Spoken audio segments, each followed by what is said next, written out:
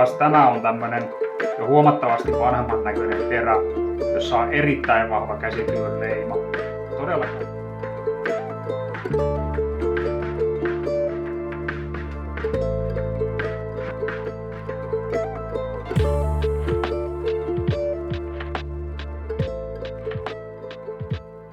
No mutta tervehdys taas ja oikein paljon tervetuloa tänne Verstaalle.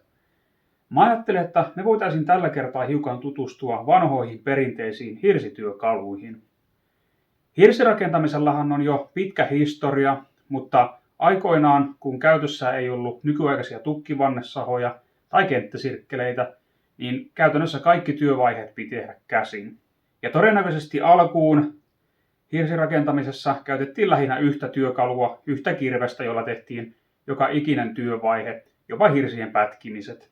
Mutta siinä sitten vuosisatojen saatossa rakennustekniikat ja työkalut alkoi kehittymään ja siinä myös syntyi sitten erilaisia kirveenteriä ja työkaluja eri työvaiheille. Me voitaisiin nyt aloittaa tämä tutkiminen näistä kirveenteristä. Ja nykyäänhän melkein kaikkia hirsitöihin käytettäviä kirveenteriä kutsutaan nimellä piilukirves, mutta varsinaiseen piiluamiseen on ihan omat erilliset kirveenteränsä, kuten on myös sitten pälsimiseen tai pelkkaamiseen omat kirveenteränsä. Ja pelkkaaminen tai pälsiminenhän tarkoittaa sitä, että tukista 2 sivua suoristetaan. Ja se vaihe tosiaan nykyään tehdään ihan tukkivannesahoilla tai kenttäsirkkeleillä, mutta ennen vanhaan se tehtiin niillä pälsimis- ja pelkkaamiskirveenterillä käsityönä. Sitten taas piiluaminen tarkoittaa sitä, että hirsiin veistetään semmoista aaltomaista kuvioa, ja se työvaihe voidaan tehdä joko siinä rakennusvaiheessa tai sitten jo valmiiksi rakennettuun hirsirunkoon. Sen tarkoitus on käytännössä oikaista seinän epätasaisuuksia, ja sitten siinä on myös tämä ulkonäköseikka, että sillä saadaan aikaiseksi kaunista aaltoilevaa seinäpintaa. Tämäkin työvaihe on tosin nykyään korvattu erilaisilla sähkötyökaluvaihtoehdoilla. Nämä terät tässä on nyt sitten niitä pelkkaamiseen tai pälsimiseen tarkoitettuja teriä. Ja näille tunnusomaisia piirteitä on se, että nämä on ensinnäkin todella raskaita. Nämä painaa tuommoiset 2 kilosta jopa 5 kiloon parhaimmillaan. Ja näissä se paino on pelkkää etua. Näissä on tämä terä tämmöinen melko suorahko ja pitkä. Tässä yksilössä on toki tämä terä jo todella kulunut, että se on melkein jo kuopalla tuosta kohtaa. Että tätä on jo sen verran veistetty, että alkaa olla ihan eläkeiässä kaikin puolin. Tässä on paremmin nähtävissä tämä terän muoto, että tässä on pientä kaarevuutta, mutta kuitenkin terän malli on tämmöinen pitkä ja suhteellisen suora verrattuna niihin piilukirveen teriin. Ja nämä on myös sitten terältänsä tämmöisiä toispuoleisia, että on yksi tuo terävä sivu vaan.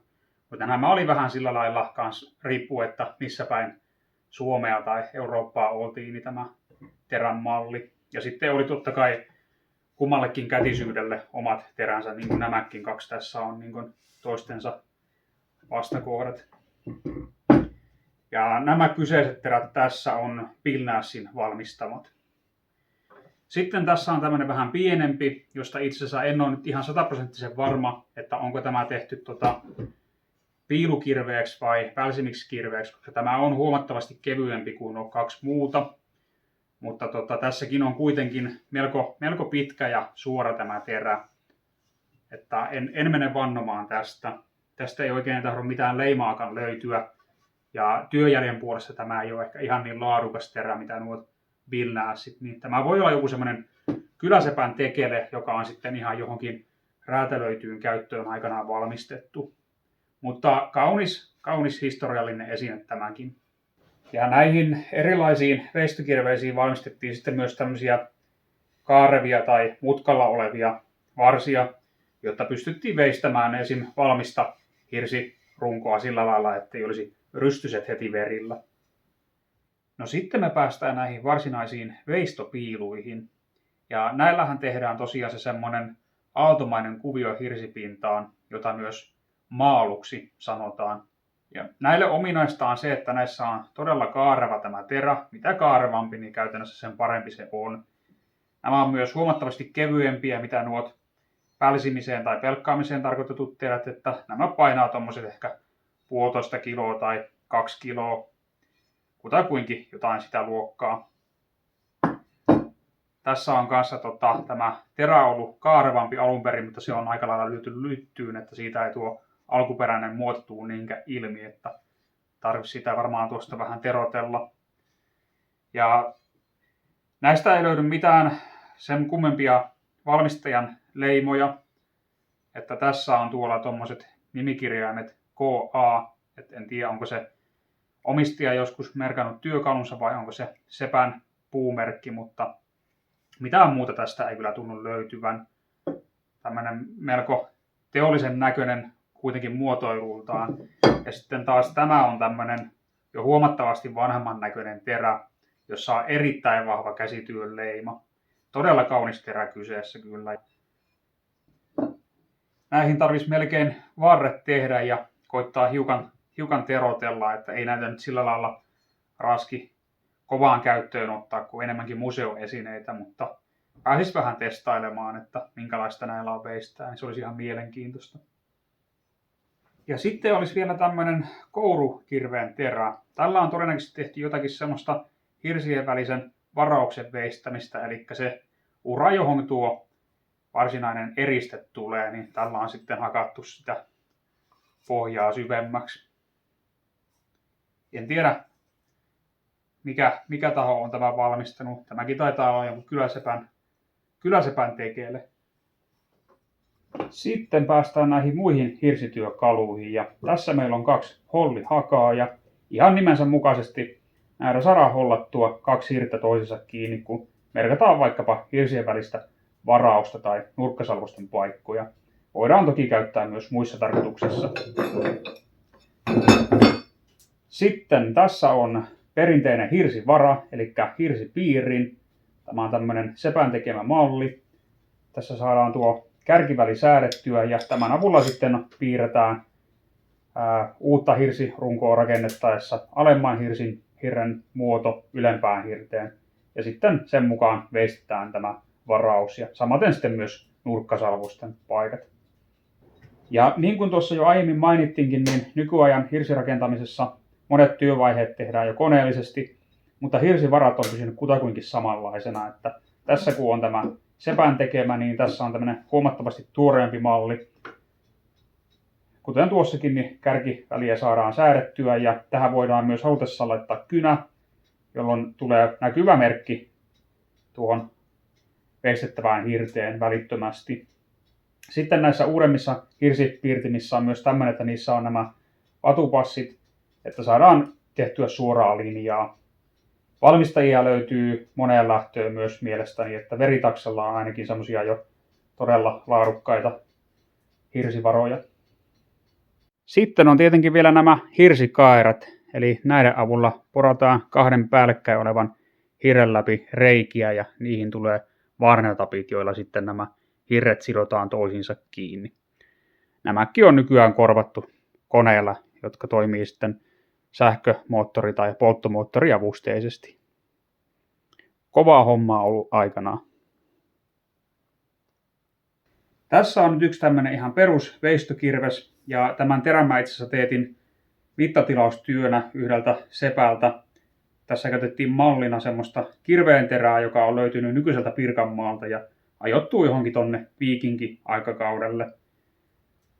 Tämä oli vähän niin kuin ajatuksena, että tämä toimisi sekä veistokirveenä että retkikirveenä. Tämä on tämmöinen kevyehkö malli. Se alkuperäinen kirveen terä oli ton kokoinen, että tätä partaa hiukan pidennettiin tuosta veistomielessä. Tämä pitäisi surkeasti varttaa uusiksi, kun olen päässyt huonoon kuntoon tämä varsi, jonka aikanaan tähän tein. Me voitaisiin nyt seuraavaksi pikemmin mennä kurkkaan muutamaa semmoista käsiveistettyä hirsipintaa ja sen jälkeen mennä testaamaan, että miten semmoinen pälsimispiilu toimii. Tätäkin voitaisiin ehkä koittaa, mutta ei ole oikein mitään semmoista hirttä tai pintaa, mitä tällä voitaisiin veistää, niin se voi olla, että tämä testaus jää tekemättä, mutta katsotaan miten käy. Mutta jes, siirrytäänpä seuraavaan paikkaan. Tässä on tämmöistä hyvin karkeasti piilutettua tai oikeastaan pälsittyä hirsiseinää, että ei ole havaittavissa mitään semmoista sen kummempaa aaltokuvioa tai yhtenäistä kuvioa. On lähinnä tommonen, että Hirsi on veistetty tasapintaiseksi, jotta tuo seinä olisi tuommoinen mahdollisimman tasainen kauttaaltaan. Samaten on huomattavissa, että nuo kattopalkit on tuommoisesta melko hennosta tukista karkeasti pärsittyä parrua.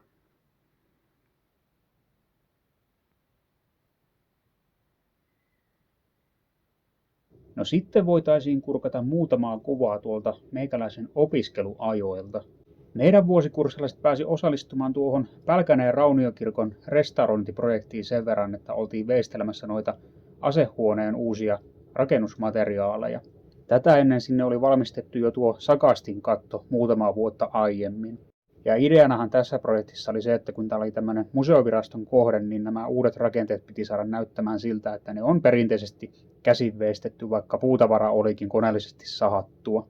Siellähän syntyi sitten monenmoista jälkeä, kun meitä oli tuommoinen 15 hengen porukka ja monenlaisia eri kirveenteriä, niin päästiin vähän kokeilemaan erilaisia tekniikoita ja kirvesmalleja. No tässä näkyy tuon yhden opiskelijan jälkeä, jolla oli jo tätä ennen restaurointialan koulutusta ja melko lailla kokemusta hirrenveistosta, niin on todella kaunista jälkeä. No niin, tästä voitaisiin nyt tämä pyöreä sivu pälsiä, eli suoristetaan se. Tässä on nämä yhdet sivut onkin veistetty aikanaan, mutta tämmönen vanha puunpätkä, niin koitetaan siihen vähän tehdä tätä veistoa nyt tällä pälsimiskirveellä.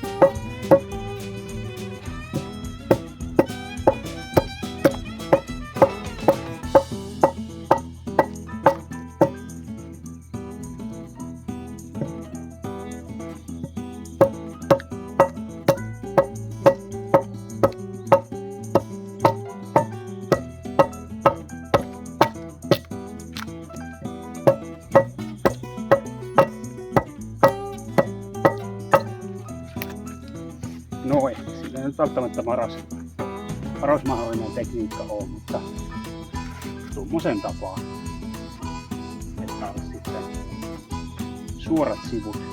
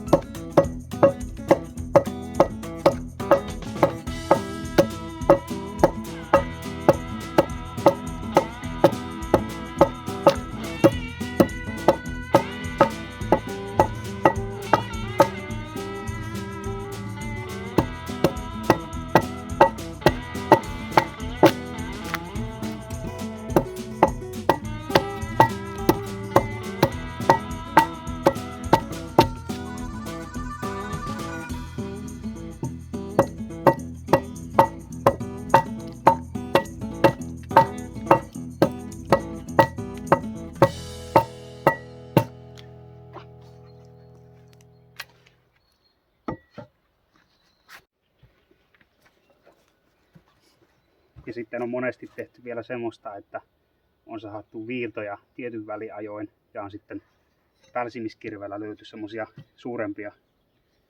suurempia lastuja irti sitten, että semmoinen nopeuttaa huomattavasti sitä veistotyötä. Me voitaisiin tähän kyllä sitäkin koittaa, että sahataan tuohon.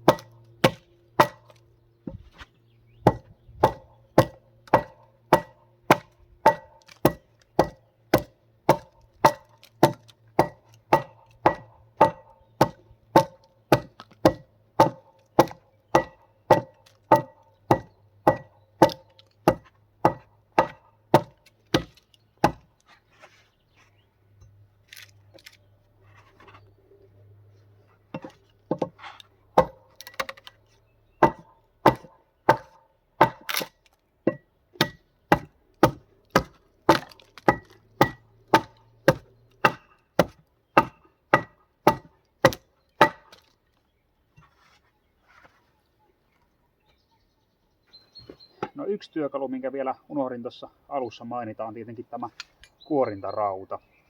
Eli työstettävästä tukista kuorittaisiin ylä- ja alapinta siinä, kun kyljet pälsittäisiin. Ja jos nyt kuvitellaan, että tässä olisi pyöreä ja kuorimaton tukki alla, niin kutakuinkin näin tämä sitten toimisi, että tuosta lähdettäisiin kuorimaan. Ja hirsissähän siinä yläpuolella on sitten nämä reunat semmoiset pyöreät ja siihen tulee sitten se varaus aina ylemmän ja alemman hirren väliin. Näppärä työkalu. No joo, se oli semmoista veistohommaa se. Jos nämä hirsityöt nyt noin muuten kiinnostaa, vaikka harrastusmielessä, niin kirjallisuus, mistä kannattaa aloittaa tai voi aloittaa, niin on esimerkiksi Risto Vuolle-Avialan Hirsityöt. Ja kyseiseltä henkilöltä löytyy muitakin perinnerakentamisen kirjoja ja tuossa alla tuo Hirsitalon kunnostaminenkin, mutta tässä on tämmöinen pikkuopus perinteisistä hirsitöistä. Ihan hyvä kirja kyllä, että suosittelen lainaamaan tai hankkimaan, jos vähänkä hirsityöt tai perinteiset hirsityöt kiinnostaa. Mutta kiitos taas oikein paljon, kun viihdyit videon parissa, ja jos meikäläisen sisältö kiinnostaa, niin heitä ihmeessä kanavatilaukseen, jos et ole sitä vielä tehnyt, niin nähdään sitten seuraavienkin videoiden äärellä.